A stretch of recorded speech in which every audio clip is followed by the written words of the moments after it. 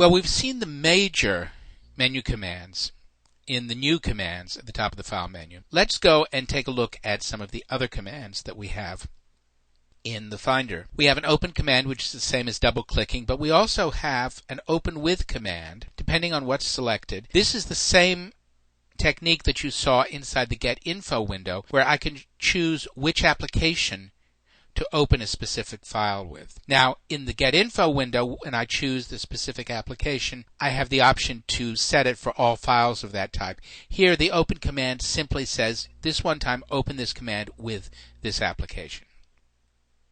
The print command, let's pick a JPEG, opens the default application. As you can see, Photoshop is opening here, and will attempt to print one copy.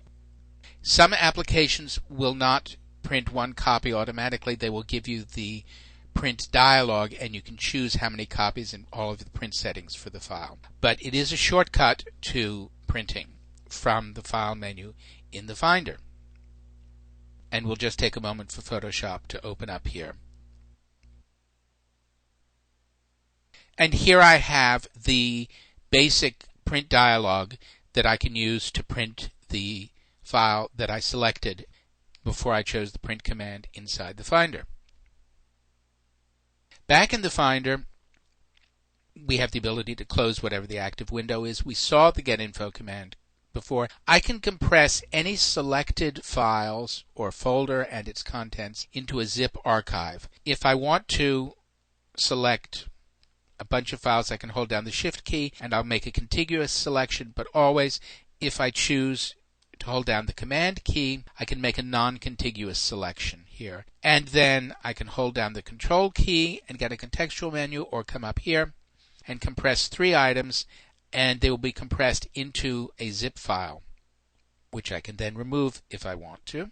If I create an archive of a single file, the zip file name will be the name of that file. Otherwise, it will be archive.zip, archive2.zip, whatever, if there are multiple files there. Duplicate simply duplicates the selected file or files or folders. You've seen making an alias. You can select something, make an alias to it, and then move the alias wherever you want, to another folder or to the desktop, and double-clicking the alias will open the original file. Quick Look is the same as you can get to up here. You'll be able to look inside files and folders, and whether you get to it from here or from the menu command, it's the same thing.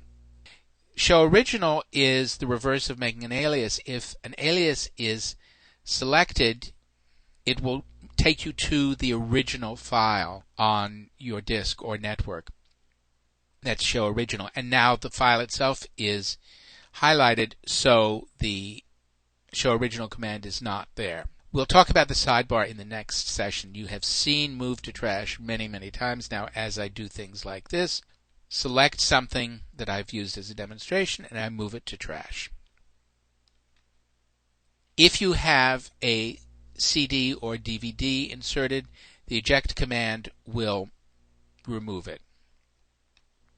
Finding, we will talk about when we talk about the same searching that we can do up here. And you've seen how I can create a label for a specific file from the Get Info window, or I can do it here.